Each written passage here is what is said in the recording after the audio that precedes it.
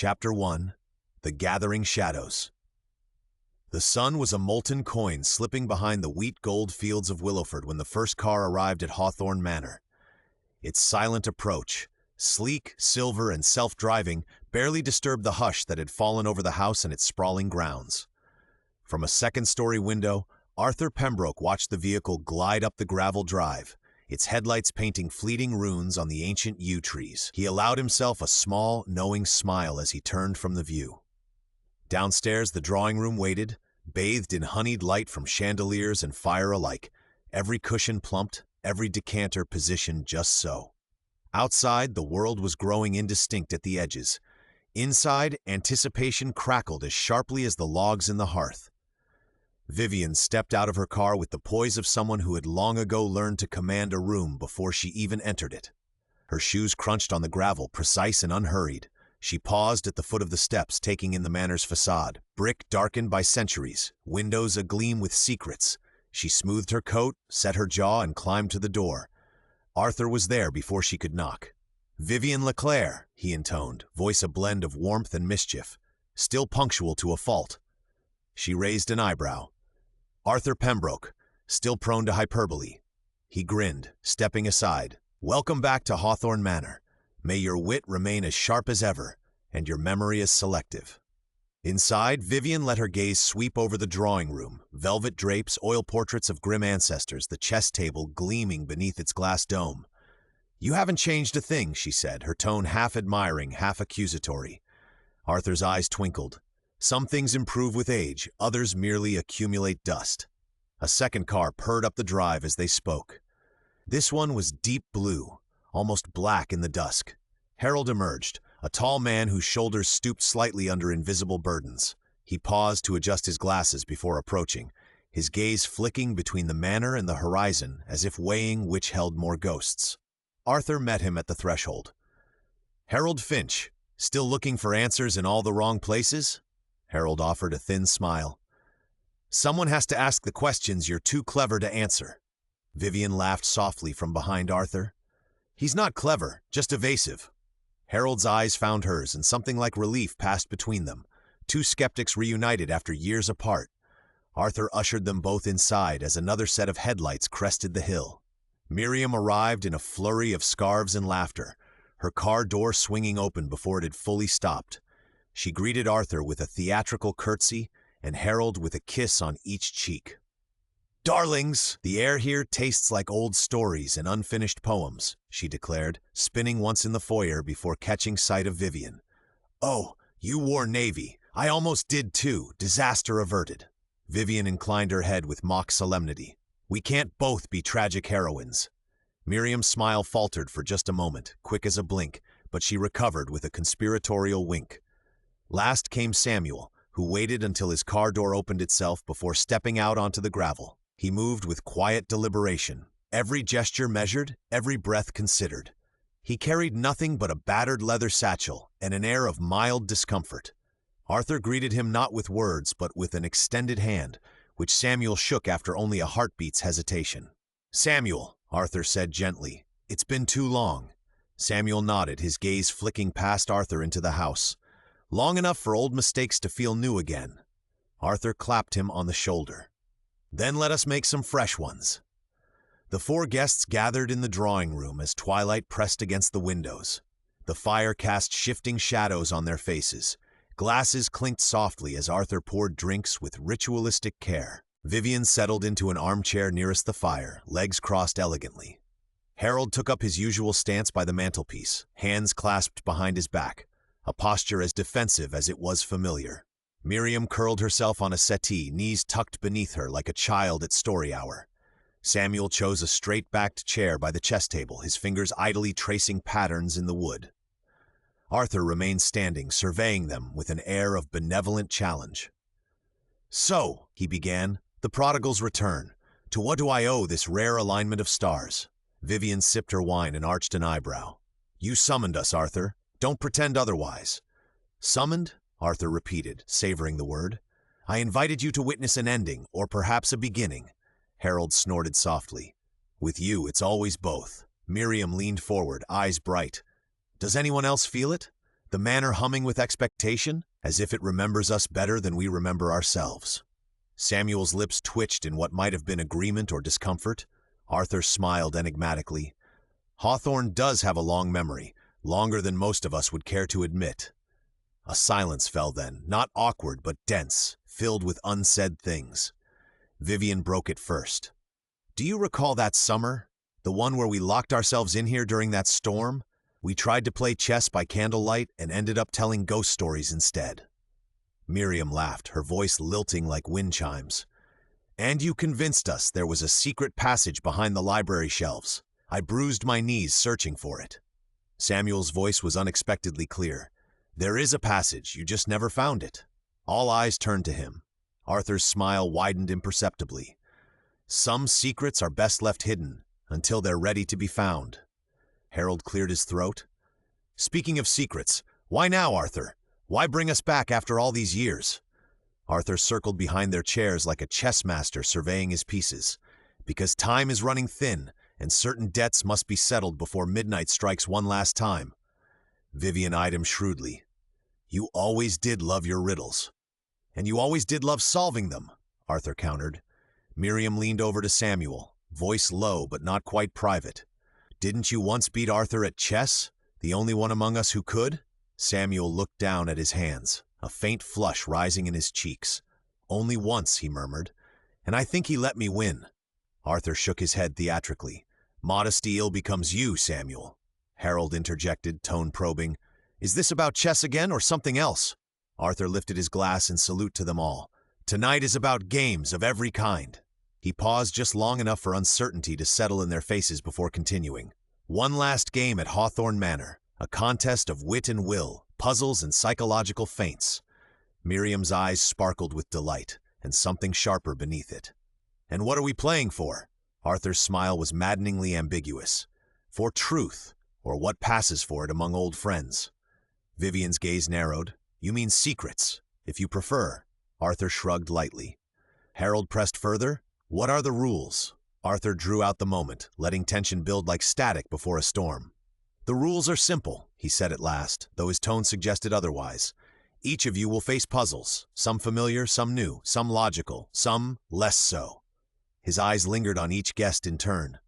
"You may work together or alone, as your natures dictate.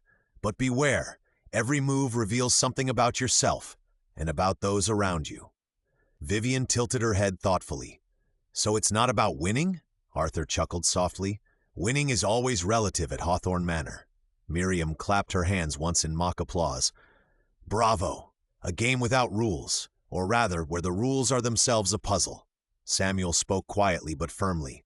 "And what happens if we refuse to play?" Arthur's answer was gentle but implacable. "You already have." Another silence fell, more charged than before. Vivian broke it with her signature poise. "Well then, we might as well begin." Her eyes glinted with anticipation and wariness both. Harold moved from the mantel to stand beside her chair, a subtle gesture of alliance or perhaps protection. Miriam stretched languidly on her settee but watched Arthur with hawk-like attention. Samuel returned his gaze to the chessboard beneath its dome, silent but unmistakably engaged. Arthur set his glass down and surveyed them all, their postures tense yet expectant, old rivalries flickering in every glance. "In that case," he said softly, almost to himself, "let the last game begin." Outside, night pressed close against the windows. Inside, shadows gathered in corners and behind eyes alike. As Arthur withdrew to fetch something from the study, a slim envelope marked only with an elegant question mark, the guests exchanged wary glances. Vivian spoke first, voice low. "Does anyone trust him?" Harold answered without hesitation, "Not for a moment." Miriam grinned mischievously. "That's what makes it fun." Samuel said nothing, but when Vivian met his gaze across the firelight, she saw resolve there she'd not expected. Footsteps echoed in the hallway. Alliances began to form in whispers barely louder than breath. And somewhere in Hawthorne Manor's bones, the old timbers and older secrets, a new game stirred awake at last. The clock on the mantel struck 9, not quite late enough for confessions or betrayals, but more than enough for shadows to gather at Hawthorne's doors once more. Chapter 2. Moves and Countermoves. The morning fog at Hawthorne Manor was a living thing, creeping in from the fields, pressing itself against leaded glass, blurring the line between what was real and what only seemed so. Vivian awoke to its hush, the world beyond her window reduced to vague shapes and shifting gray. She lingered a moment, letting the cold seep into her skin, before rising and drawing the curtains wide. Somewhere in the mist, a bird called once, then fell silent. Downstairs, the house stirred with cautious energy. The scent of coffee and toasted bread drifted through the corridors, mingling with wood smoke and the faintest hint of lavender from the old wainscoting. Vivian dressed with care, navy again, armor as much as habit, and descended the main staircase. She found Miriam already at the breakfast table, wrapped in a shawl the color of old moss, fingers curled around a mug. "Morning, tragic heroine," Miriam said, not looking up from her crossword. Vivian smirked. "If I'm tragic, it's only for lack of decent tea." Miriam slid a teapot across the table without comment. Her eyes, when they met Vivian's, were bright but guarded. "Arthur's in rare form. He's been humming to himself since dawn, something between a requiem and a riddle." Before Vivian could reply, Harold entered, his hair still damp from a perfunctory shower.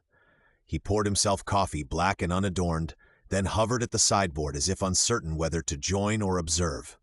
Samuel arrived last, silent as ever, his gaze flicking from face to face before settling on the empty chair beside Miriam. He sat with a sigh that sounded almost resigned. Arthur materialized in the doorway precisely as the grandfather clock struck 8.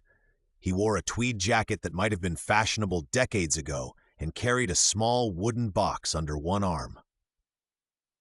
"Good morning, all," he intoned, placing the box at the center of the table like an offering. "Did you sleep well? Or did Hawthorne's ghosts keep you company?" Vivian arched an eyebrow. "Only the ones you invited." Arthur smiled benignly. "They're the best kind, predictable in their unpredictability." He opened the box with a flourish. Inside lay 4 folded slips of parchment and a single white chess pawn. He plucked up the pawn and held it aloft. "The first move is always the most revealing," he said. "So let's begin with a story. A riddle you all know, though perhaps not as well as you recall." He set the pawn down on the table and unfolded one of the slips. "In another summer, long before any of us had reason to guard our words, there was a night of rain and laughter in this very house." His gaze swept over them, measuring reactions. "We played a game by candlelight. Someone hid a key in plain sight.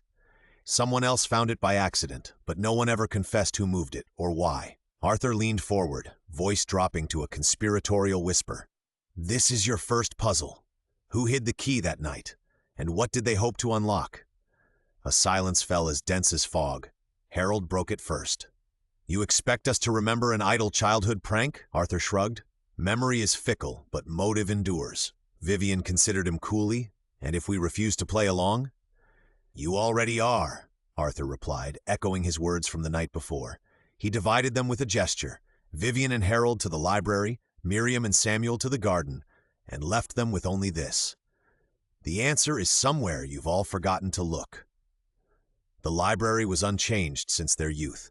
Oak shelves groaning with books, dust motes swirling in shafts of weak light, armchairs positioned for conversation or combat depending on the hour. Vivian ran her finger along a volume of Tennyson, then turned to Harold. "You think he actually remembers who hid that key?" she asked. Harold snorted. "Arthur remembers everything. He just prefers to let us believe otherwise." Vivian watched him over steepled fingers. "So what's your theory? That this is all some elaborate test?" He hesitated, just long enough for her to sense uncertainty beneath his habitual skepticism. "I think," Harold said finally, "that Arthur wants us to admit something we'd rather forget." He moved to the window, peering out into the fog-shrouded gardens, where Miriam and Samuel were little more than drifting shadows. He always did have a flair for orchestrating confessions. Vivian let out a brittle laugh. "Speak for yourself. I was 12. What secrets could I possibly have?" Harold turned sharply. "You always kept your secrets better than anyone." She bristled at that, an old wound pressed unexpectedly raw. "And you always assumed everyone else was hiding something from you." They stood in silence for a moment, history crackling between them like static. Harold softened his tone. "Do you remember that night at all?" Vivian closed her eyes, searching her memory for truth rather than legend. Rain lashing at black windows, candlelight trembling on uncertain faces, Miriam's laughter echoing up stairwells. Samuel hunched over a chessboard, herself, watchful, excluded, wanting desperately to belong. "I remember, wanting to find the key," she admitted quietly, "but I didn't hide it." Harold nodded as if this confirmed something important. "I didn't either, but I did see someone moving about after midnight." Vivian's eyes narrowed. "Who?" He shook his head slowly. "I thought it was you." She stared at him, incredulous. "You never asked?" "I didn't want to know," Harold said simply. Vivian studied him anew, the lines at his temples deeper than she recalled, his air of certainty thinner at the edges. "We're not children anymore," she said softly. "No," Harold agreed, looking away, "but some games never end." In the garden, dew clung thick on wild grasses and tangled roses. Miriam led Samuel down a path half swallowed by honeysuckle, their footsteps muffled by sodden earth. "So," she began lightly, "what do you remember about that infamous key?" Samuel shrugged, hands in pockets. "Only that it was brass and heavy and that you accused me of cheating when I found it." Miriam laughed, a high sound that startled a finch from its perch nearby. "I accused everyone of cheating back then," she admitted. "It was easier than admitting I'd lost." Samuel glanced sidelong at her. "Did you lose? Or just pretend to?" She stopped walking and regarded him with sudden seriousness. "You know how it is here. Winning means something different every time Arthur sets the rules." They walked on in companionable silence until Miriam spoke again, this time more gently. "Why did you come back?" she asked. Samuel hesitated before answering. "Because it felt unfinished, the last time we were all here." He looked down at his shoes, voice barely above a whisper. "Because I thought maybe things would be different now." Miriam reached out and touched his sleeve, a fleeting gesture of solidarity. "I used to think if I solved enough puzzles I'd finally understand myself," she said quietly. "And now," she smiled ruefully, "now I'm not sure if I want to know all the answers." They rounded a bend in the path and came upon an old sundial half choked by ivy. Miriam knelt and brushed away leaves until words emerged on its rim. "Tempus fugit." "Time flies." Samuel crouched beside her, tracing the inscription with one finger. "Maybe we're looking for the wrong key," he mused. Miriam tilted her head thoughtfully. "Or maybe we're meant to realize we never needed it." Their eyes met, uncertainty yielding briefly to understanding, before Miriam stood abruptly and dusted off her knees. "Come on," she said briskly. "Let's check under that stone bench by the lilacs. I used to hide things there when I wanted them found." Arthur drifted through his manor like an unseen wind, pausing in doorways just long enough for conversation to shift, leaving behind hints, a misplaced book here, a cryptic note there, that seemed both clue and warning. He found Vivian and Harold still circling each other in the library, their voices low but urgent. "Remember when we tried to break into your father's study?" Harold was saying. "You had half the combination but refused to share it unless I admitted who stole your diary." Vivian smiled despite herself, a flash of mischief warming her reserve. "And you never did." "I was innocent," Harold protested. "You were never innocent," Vivian countered wryly. Arthur coughed politely from behind a stack of encyclopedias. "Progress?" he asked. Vivian shot him an exasperated look. "If by progress you mean dredging up ancient grievances, yes," Arthur smiled thinly. "Sometimes old wounds hold new answers." He gestured toward an open volume on the desk, a collection of local legends bookmarked with a red ribbon. Harold frowned at it warily. "Is this another clue?" Arthur merely inclined his head and slipped away before they could question him further. By midday, they reconvened in the sunroom, a space all glass and light where fog pressed hungrily against every pane but could not enter. Miriam perched on a window seat. Samuel leaned against a pillar. Vivian claimed an armchair with imperial authority. Harold stood behind her shoulder as if prepared to leap into battle on her behalf. Arthur surveyed them with quiet satisfaction. "So," he said lightly, "who hid the key?" No one answered at first. Vivian broke the silence. "We've established only what didn't happen, not who did it or why." Miriam picked at a loose thread on her skirt. "Perhaps that's Arthur's point. We all remember only fragments because none of us wanted to know the whole story." Harold's tone sharpened. "Or because someone here is still hiding something." A flicker passed between Miriam and Samuel, quick as lightning but unmistakable. Samuel straightened, meeting Harold's gaze head-on for once. "I found the key," he said quietly, "but I didn't hide it.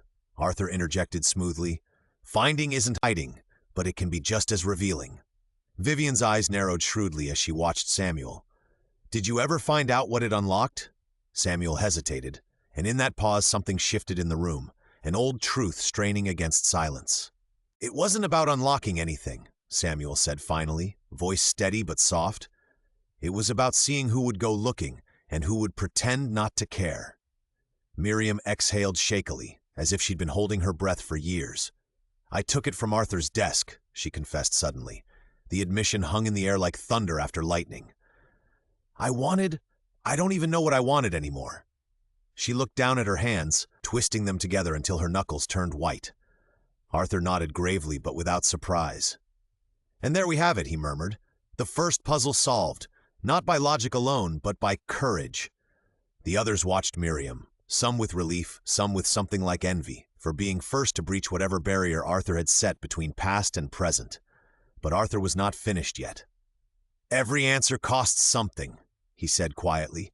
He turned to Miriam with gentle precision. Why did you take it? Miriam looked up through tears she refused to shed. Because I wanted someone to notice me, she whispered. Just once, to be at the center instead of outside looking in. A silence deeper than any before settled over them all. Vivian reached out across old divides and placed her hand over Miriam's. A small gesture, but one that trembled with meaning. Harold cleared his throat.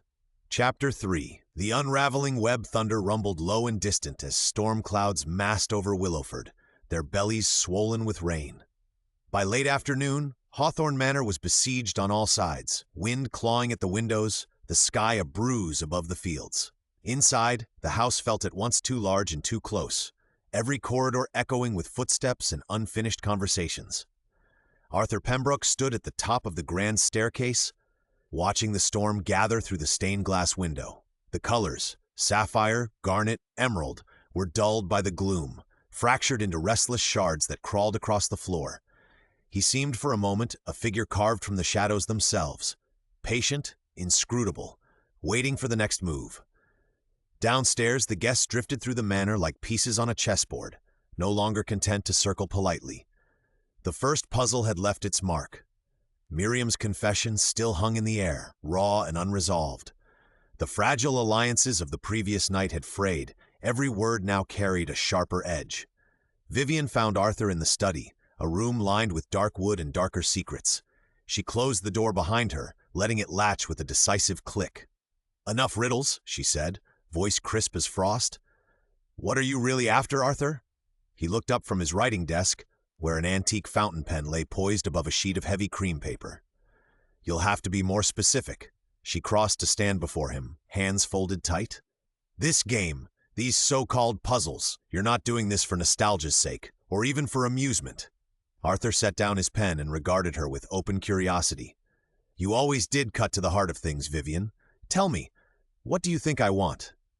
She hesitated only a moment. Power, control, maybe some final reckoning for old sins, yours or ours. A faint smile ghosted across his lips.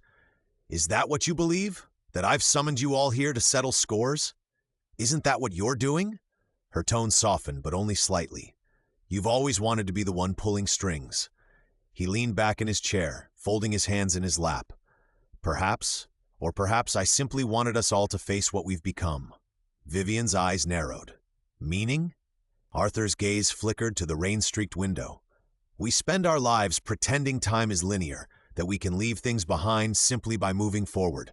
But Hawthorne Manor remembers. So do I. She studied him in silence, searching for cracks in his composure. You're deflecting, she said finally, which means I'm right, or close enough. He laughed softly, a sound without mirth. You're always right, Vivian. That's your curse. She let out a breath she hadn't realized she was holding. For a heartbeat, they were simply two old friends, tired, wary, bound together by memory and regret. I'm not your adversary, she said quietly. Arthur's expression softened at last. No, he agreed, but you are my equal. That's why I need you here. He rose and moved past her to the door. The next round begins in 10 minutes, he said over his shoulder. I suggest you gather your wits and your allies. The door closed behind him with an air of finality. Elsewhere in the manor, Harold prowled the upstairs corridor like a restless ghost. He paused outside Miriam's room, hesitated, then knocked twice, softly but insistently. Miriam opened the door, wrapped in a shawl that trailed behind her like moss on stone. "Harold," she greeted him with forced cheer. "Come to interrogate me further, or just seeking shelter from the storm?" He managed a wan smile. "A bit of both." She stepped aside to let him enter. The room was cluttered with books and scarves and half-finished sketches, a chaos that somehow soothed. He sat on the edge of an armchair while she perched on the windowsill, knees drawn up beneath her chin. "Miriam," he began, "about earlier. I wanted to ask, why didn't you tell us then, when we were children?" She stared out at the rain lashing the glass. "Because I was ashamed," she said simply. "Because I thought if I admitted it, no one would ever trust me again." Harold shook his head slowly. "We were all hiding something." She glanced at him sidelong, her eyes bright with unshed tears. "Were we?" she asked softly. He hesitated, a long beat, before answering. "There was something that night," he said finally. "Something I saw, or thought I saw, in the hallway near Arthur's study." He ran a hand through his hair, frustration etched deep between his brows. "I never spoke of it because I wasn't sure it was real." Miriam leaned forward, voice trembling with curiosity and dread alike. "What did you see?" "A shadow," Harold admitted. "A shape moving toward Arthur's door after midnight, too tall to be you or Vivian." He met her gaze directly now. "Was it Samuel?" Miriam's mouth opened, then closed again as she searched her memory. "I don't know," she whispered at last. They sat in silence while thunder cracked overhead, a moment of fragile understanding between them. Finally, Harold stood to leave. "If there's more you need to say," he told her quietly, "now might be your only chance." He slipped out into the hall before she could reply. Samuel lingered in the music room, a favorite haunt from childhood, his fingers drifting across piano keys without pressing them down. The room was dim except for a single lamp casting a pool of gold over faded sheet music and dust motes dancing in the air. He startled when Miriam appeared in the doorway.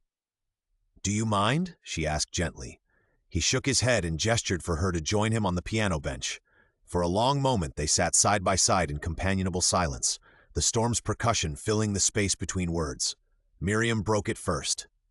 "Did you ever hide anything from us? Back then?" Samuel kept his eyes on the keys. "Of course," he said simply. She waited for elaboration, but none came. After a pause, he added, "Everyone does." Miriam exhaled shakily. "Harold thinks he saw you near Arthur's study that night, the night of the key." Samuel's shoulders tensed almost imperceptibly. "Does he? He asked if it was you. And what did you tell him?" "I said I didn't know." He nodded slowly. The silence stretched until Miriam nearly stood to leave, but then Samuel spoke again. "I did go near Arthur's study," he admitted quietly, "but not to hide a key." His voice was flat, almost resigned. "I was looking for something else, a letter Arthur had written to my father years before." Miriam turned to face him fully now, surprise flickering in her eyes. "Why?" He shrugged as if embarrassed by old motivations. "Because my father always said Arthur owed him an apology, and I wanted proof that he'd given one." A bitter smile twisted his lips. "Childish." Miriam shook her head gently. "Not childish, just lonely." They sat together as another peal of thunder rolled through the manor. Samuel broke the silence again. "You were brave to admit what you did today." Miriam offered a small smile in return, tentative, but grateful. "We're all braver than we think," she replied softly.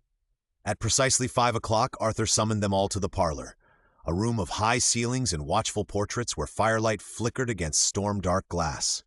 He stood before the hearth, hands clasped behind his back as they assembled. Vivian first, composed but wary.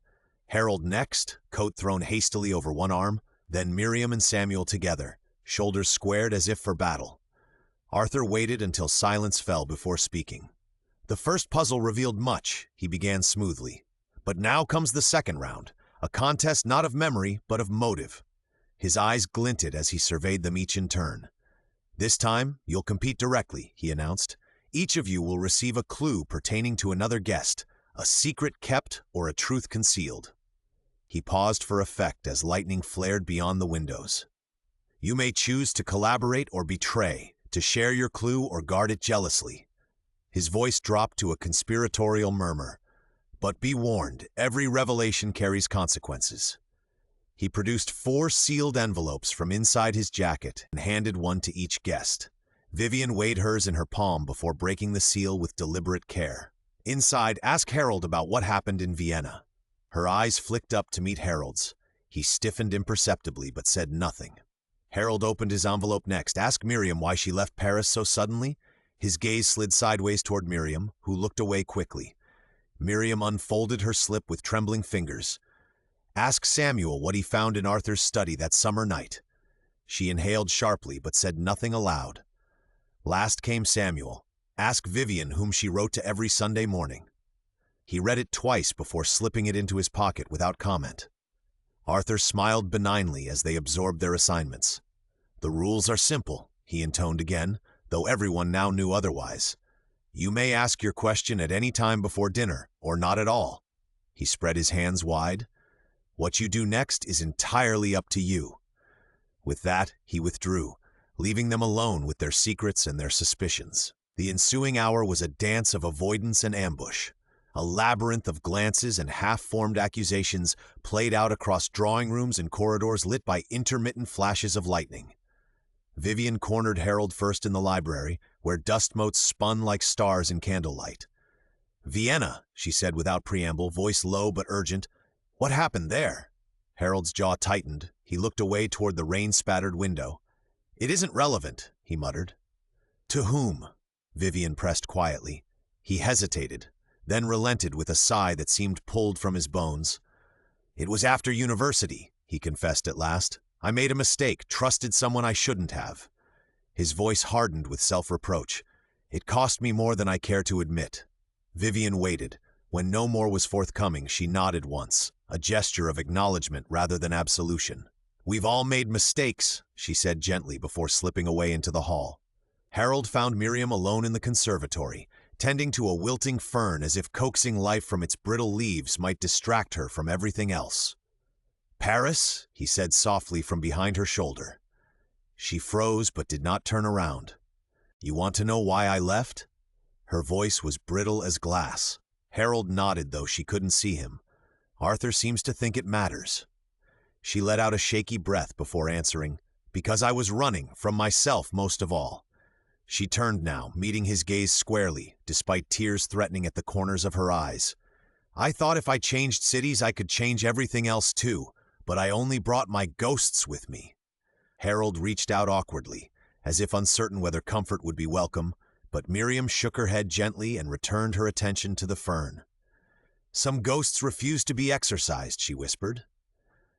In an alcove off the main hall, Miriam caught Samuel by surprise as he passed by, her hand closing gently on his sleeve.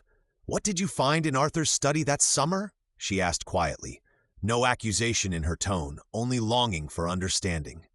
Samuel has Chapter 4 Endgame and Reckoning. Dawn crept into Hawthorne Manor on silent feet, painting the drawing room in pale blue and silver.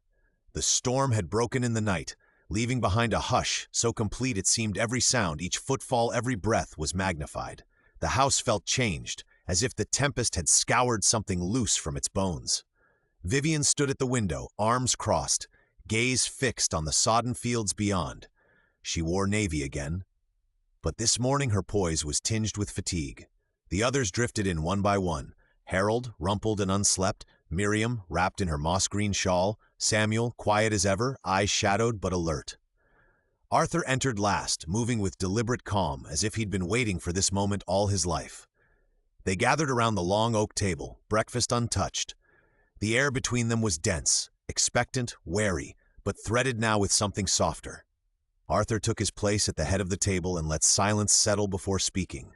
"This is the final round," he said quietly. "No more riddles, no more games." Vivian's lips twisted. That would be a first. Arthur smiled faintly. "Today's challenge is simple, if not easy. Each of you must name your greatest regret. Speak it aloud before us all." Harold stiffened. "What is this? Some public penance?" Arthur's voice was gentle but unyielding. "Call it what you like, but until we lay our ghosts to rest, none of us will leave this place unchanged." Miriam hugged her shawl tighter. "And what about you, Arthur? Will you answer as well?" He nodded gravely. "I will." His gaze swept over them. We are all players now. A shiver of anticipation and dread. Vivian broke it first, her voice steady despite the tremor beneath. Let's get on with it then. I'll go first if no one else dares. She turned to face the group squarely, her tone clipped but honest. My greatest regret is that I spent most of my life armoring myself against disappointment, so much so that I drove away people who tried to care for me. Her eyes flicked briefly to Harold, then away. I thought if I kept everyone at arm's length, nothing could hurt me. I was wrong. She exhaled sharply, as if releasing a weight. No one spoke for a moment. Harold cleared his throat. If we're laying ourselves bare, he stared down at his hands. My regret is Vienna. He looked up at Vivian, then at Arthur and the others. I trusted someone, a mentor, who betrayed me professionally and personally. Instead of facing it, I ran from the consequences and let my bitterness poison friendships that mattered more than my pride. His voice cracked, but he pressed on. I spent years blaming others for what I couldn't forgive in myself. Miriam reached across the table and touched Harold's hand lightly, solidarity without judgment. She spoke next, her words halting but clear. Paris was supposed to be my escape. I left because I was terrified of failing here, of being ordinary in a house that made everything feel extraordinary. She gave a shaky laugh. But all I did was run from myself. My regret is that I wasted years pretending to be someone else instead of learning how to be myself. Samuel's turn came last among them. He drew a slow breath, meeting each gaze in turn. My regret, he said quietly, is that I let silence do my speaking for me. He glanced at Vivian, then Miriam and Harold. When I found that letter in Arthur's study as a boy, I thought it would prove something about my father and Arthur, some old wound I could finally close. But when I read it, it wasn't an apology or an admission of guilt. He paused, swallowing hard. It was a plea for understanding, a friendship ending not with blame but with sorrow. He shook his head gently. I never told anyone what I'd found, not even Arthur, because I didn't know how to bridge the distance between us. His voice grew firmer. I regret all the things I left unsaid. A long silence followed, heavy with empathy rather than accusation. Arthur folded his hands atop the table, eyes shining with something like pride and grief entwined. You've done what I could not, he said softly. You faced yourselves and each other. Vivian studied him closely. Your turn, Arthur. He nodded once, solemn as a judge. My greatest regret, he began slowly, is that I made this house a crucible for my own fears. He looked around at each of them, their faces lined with time and memory. I believed that if I orchestrated enough games, enough puzzles, perhaps I could control the outcome, hold on to all of you, and to what we once were. His voice wavered for the first time anyone could remember. But in doing so, I pushed you all away when it mattered most. He closed his eyes briefly before continuing. I'm sorry for every wound caused by my need to keep secrets and set traps. Vivian's voice was gentle now. Why now? Why bring us here for this? Arthur met her gaze squarely. Because Hawthorne Manor cannot outlast us forever. Not as it is. There is something in its walls, something unfinished, that needed more than cleverness to resolve. Harold frowned thoughtfully. What are you saying? Arthur hesitated only a moment before answering. The prize I spoke of, the secret at Hawthorne's heart, isn't money or property or even knowledge. He gestured toward a battered wooden box at his side. It's what we choose to make of our past together. He opened the box and withdrew a bundle of old letters, tied with faded blue ribbon. These are the last correspondences between myself and Samuel's father, Arthur explained quietly. They contain no confessions, no dramatic revelations, only apologies never spoken aloud and hopes never quite realized. He placed them on the table for all to see. Samuel reached out with trembling hands and untied the ribbon. The others watched as he leafed through the letters, his face softening with each page. It wasn't about blame, Samuel murmured finally, voice thick with emotion. It was about forgiveness neither could articulate. Arthur nodded, and so it is with us. Vivian leaned forward, elbows on the table. So this was your endgame all along? Not winning or losing, but making us confront what we couldn't say? Arthur smiled sadly. Dialogue as bridge instead of battlefield. Miriam dabbed at her eyes with a corner of her shawl and managed a watery laugh. Leave it to Arthur to make confession into a competitive sport. For the first time that morning, laughter rippled around the table, Not sharp or defensive, but genuine. Harold looked at each of them in turn, their old wounds now named and shared, and offered a tentative smile. "I suppose we're all winners then," he said wryly. "Or survivors," Vivian replied, her tone lighter than before. A comfortable quiet settled over them, the kind that comes only after storms have passed. Arthur rose from his chair and moved to open the French doors onto the terrace. Pale sunlight spilled into the room. Somewhere in the distance, a lark began to sing. "You're free to go whenever you wish," he said softly, almost to himself. Miriam stood first, stretching like a cat released from confinement. "I think I'll walk in the garden before we leave," she announced. Samuel nodded agreement and followed her out, a silent truce forged in shared regret. Harold lingered at the table until Vivian touched his arm gently. "Come," she said, "there's still tea left, and things worth saying." He allowed himself to be led toward the kitchen, their footsteps echoing together down the hall. Arthur remained alone for a moment longer, gazing out over the dew-bright lawn where his friends, no longer adversaries, moved through morning light. He drew a deep breath and let it go slowly. Hawthorne Manor felt different now. Emptier, perhaps, but lighter too, as if some ancient burden had finally been set down. As he turned from the window, Arthur caught sight of his reflection in the glass, older than he remembered, but unburdened at last.